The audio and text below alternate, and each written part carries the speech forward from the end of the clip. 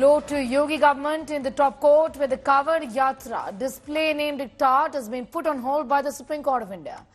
Supreme Court stayed the enforcement of the order passed by the Yogi government requiring eatery owners on the route of Kavod Yatra to disclose names of owners. A top court has in fact said in this particular order that owners would only display the kind of food served which is important in their eateries and not the name of the owner, that is inconsequential. Opposition hailed the Supreme Court's verdict and hit out at Yogi for imposing an unconstitutional order. सर्वोच्च न्यायालय के अंतरिम आदेश और इस petition पर सुनवाई के लिए अगली तिथि लगाना दोनों प्रथम दृष्टया प्राइमा फेसाई मेरी उस नोटिस जो मैंने आज दी थी 267 में राज्यसभा में, जिस पे मैंने कुछ कहा भी है, उसको सही साबित करता है कि ये विभाजनकारी है, समाज संविधान की मंशा के खिलाफ है, रूल्स एंड रेगुलेशन के खिलाफ है। ये समाज में विभाजन पैदा करेगा, सिर्फ धर्म के आधार पे नहीं, जात के आधार पे। ये शेड्यूल कास्ट को, बैकवर्ड को, वीकर सेक्शन को उनको मौका नहीं देगा जो अपना व्यापार कर सकें। जिनको जो खाना है ये उन पर छोड़ देना चाहिए, वो स्वेच्छा से खाएं, पिएं, कहां से लें, क्या करें, ये उनकी इच्छा होना चाहिए, किसी सरकार की नहीं। हम शुरू से कह रहे हैं कि ये आर्टिकल 17 का वायलेशन है, अनटचेबिलिटी को प्रमोट कर रही है बीजेपी। क्या है तमाशा ये? आप कैसे करेंगे?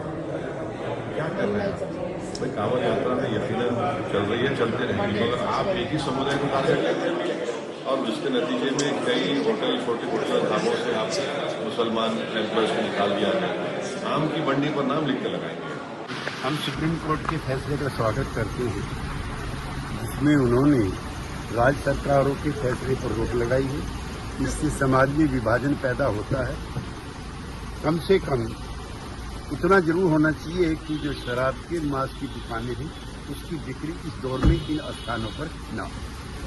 कोर्ट ने जो फैसला दिया उसका स्वागत है। In India, everywhere in the world, veg and non-veg food is always, it is veg and non-veg, and that's obvious. The order which was unconstitutional, which was illegal, which said that the owners and the staff of the eatery, if you are eating chicken or fish, what does it matter what the staff is? So this illegality, which was based on discrimination, was illegal and unconstitutional, and we are very glad that the Supreme Court has passed a very recent order and struck it down.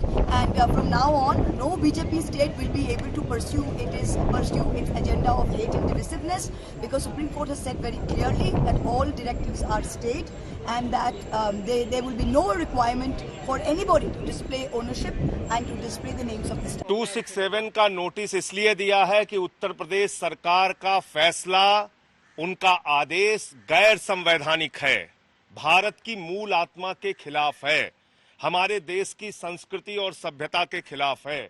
आप जाति के नाम पे, धर्म के नाम पे भेदभाव नहीं कर सकते किसी के साथ।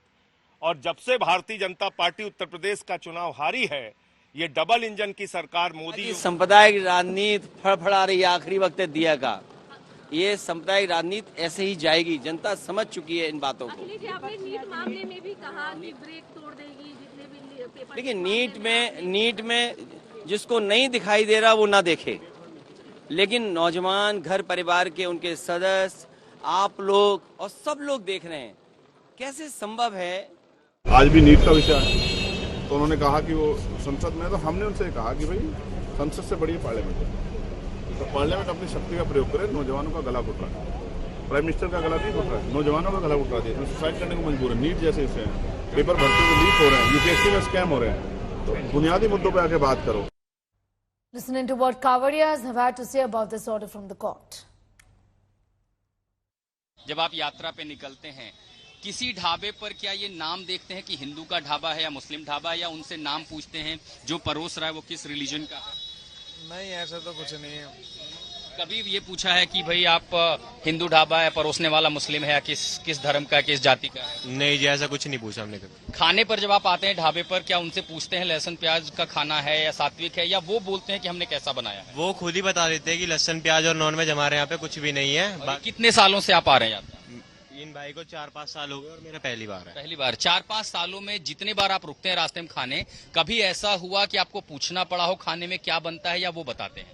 नहीं, वो खुद ही बता देते आगे से ही। कभी धर्म, जाति, नाम या ढाबे पर किसका है ये देखकर रुकते हैं खाने पीने? ऐसा कुछ नहीं है, मोमडन भी होगा, वो भी सही खाना देगा, अच्छा खाना। कभी ऐसा हुआ है कि किसी मुस्लिम का ढाबा हो या परोसने वाला मुस्लिम हो, आपको लगा हो कि हो सकता है आपके खाने में किसी तरह की मिलावट हो, सात्विकता ना हो? नहीं, ऐसा कुछ नहीं, कभी नहीं लगा। और अगर किसी मुस्लिम का ढाबा हो, आप वहाँ रुकते हैं, नहीं रुकते हैं आगे? मैं मुस्लिम के घर में भी रुक रखा हूँ, घर में भी रुक रहा हूँ, मुझे कोई दिक्कत नहीं है। कभी ऐसा भी हुआ कि किसी दूसरे धर्म का व्यक्ति आपको खाना परोस रहा है या वो ढाबा चला रहा है, तो आपको ऐसा मन में आया कि आपकी सात्विकता भंग हो गई? बोले हम ये सब तो देखते नहीं है, लेकिन ऐसा मन में ख्याल भी नहीं आता हमारे, वैसे तो कभी नहीं आया? कभी नहीं आया, बोले 12 साल में आज तक नहीं आया कभी, बोले।